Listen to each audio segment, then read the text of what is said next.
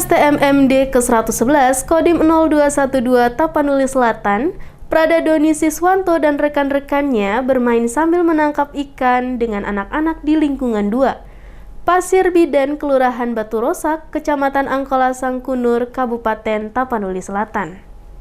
Saat melintasi sungai terdekat, anggota Satgas TMMD melihat anak-anak yang sedang bermain air dan mencari ikan. Prada Doni Siswanto dan rekan-rekan otomatis menghentikan langkahnya sejenak dan bergabung dengan anak-anak untuk membantu mencari ikan. Yang nantinya, ikan-ikan yang didapat diberikan anak-anak untuk dibawa pulang guna menjadikan lauk di rumah mereka. Tampak sungai yang begitu bersih, airnya jernih, selain digunakan untuk mencari ikan, juga bisa digunakan untuk berenang, mandi di sungai.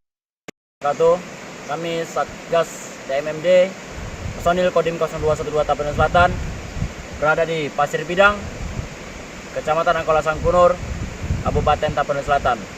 Di sini kami sedang melintasi sungai dan kami melihat ada beberapa anak yang sedang menangkap ikan.